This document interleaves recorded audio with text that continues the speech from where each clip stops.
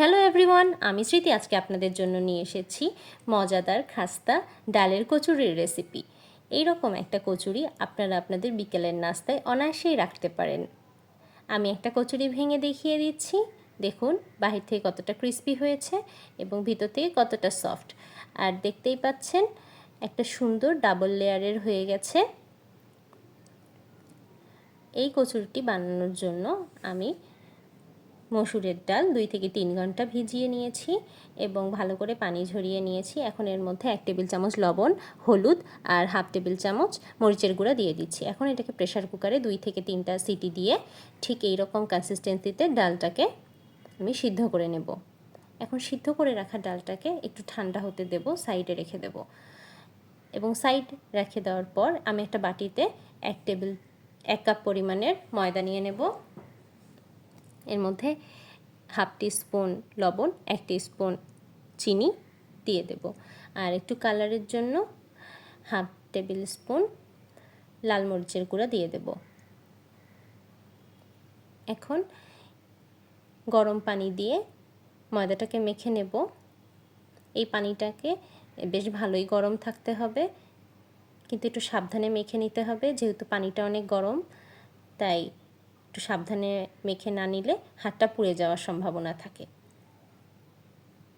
এই পর্যায়ে আমি কালো জিরা দিয়ে দিচ্ছি এবং কালো জিরা দিয়ে খুব ভালো করে একটু মথে নেব। এটা টোটালি অপশনাল, আপনাদের যদি কালো জিরা পছন্দ না হয় আপনারা এটা স্কিপ করতে পারেন। আমার মথে নেওয়া হয়ে গেছে, আমি একটু হাত দিয়ে দেখিয়ে দিয়েছি কতটা সফট হবে। ঠিক এরকমই একটা সফট ডো তৈরি করে নিতে হবে এবং ডোটাকে ভালো করে সুন্দর করে সেট করে ঢেকে দেব। এখন আমি পুরটা তৈরি করব। পুরটা তৈরি করার জন্য আমি এখানে সামান্য পরিমাণে তেল দিয়ে দেব এবং তেলের মধ্যে হাফ বাটি পরিমাণের কাঁচা পেঁয়াজ দিয়ে দেব। এখন পেঁয়াজটাকে সুন্দর লাল লাল মুচমুচে করে ভেজে নেব। এই পেঁয়াজটা ভাজার সময় আপনারা যখন দেখবেন একটু পেঁয়াজটা লাল লাল হয়ে গেছে তখন হাফ টেবিল স্পুন পরিমাণের লবণ দিয়ে দেব এবং খুব কম আঁচে আস্তে আস্তে পুরটাকে বানিয়ে ফেলব। এই ক্ষেত্রে আপনারা খেয়াল করবেন পেঁয়াজটা কোনো মতেই পুড়ে যাওয়া যাবে না। পেঁয়াজটা যদি পুড়ে যায় তাহলে স্বাদটা একদমই ভালো আসবে না। এখন একটু কালারের জন্য আর একটু ঝালের জন্য হাফ টেবিল স্পুন লাল মরিচের গুঁড়া দিয়ে দিলাম। এখন পেঁয়াজটা যখন ভাজা হয়ে যাবে তখন একদম চুলার আঁচটাকে লোতে রেখে আমি এখান থেকে সামান্য পরিমাণে ডাল দিয়ে নিচ্ছি। এই ডালটাকে আমি পুর হিসেবে ব্যবহার করব। এই পুরটা কম আঁচে ধীরে ধীরে রান্না করে নিতে হবে। এক্ষেত্রে আপনারা বারবার নাড়তে থাকবেন, তা না হলে নিচে লেগে যাবে। নাড়তে নাড়তে যখন দেখবেন একটু আঠালো ভাব চলে এসেছে তখন 1 টেবিল চামচ ভাজা জিরার গুঁড়া দেবেন এবং এটাকে কন্টিনিউয়াসলি নাড়তে হবে অনেকটা হালুয়ার মতো। যখন একদম প্যানের গা ছেড়ে দেবে ঠিক তখনই পুরটা রেডি হয়ে যাবে। আমার পুরটা তৈরি হয়ে গেছে। এখন আমি রেস্টে রাখা ময়দার ডোটাকে একটু আটা ছিটিয়ে মেখে নেব সুন্দর করে। একটু যখন সুন্দর করে মাখা হয়ে যাবে তখন আমি একটা চাকুর সাহায্যে এটাকে ছোট ছোট করে কেটে নেব। আপনারা চেষ্টা করবেন মোটামুটি একই সাইজের লেচিগুলো কাটতে, তাহলে কচুরিগুলো একই শেপের হবে। আমি প্রথমে কচুরিটাকে হাত দিয়ে একটু গোল করে নিলাম। এখন একটু হাত দিয়ে চেপে চেপে একটা বাটির আকারে তৈরি করে নেব এবং তার মধ্যে আমি হাফ চা চামচ পরিমাণের ডালের পুরটা দিয়ে দেব। এখন দেখুন আমি কিভাবে মুখটা বন্ধ করে দিচ্ছি এবং খুব সাবধানে মুখটা বন্ধ করে ফেলতে হবে। মুখটা বন্ধ করে দেখুন আমি কিভাবে করছি।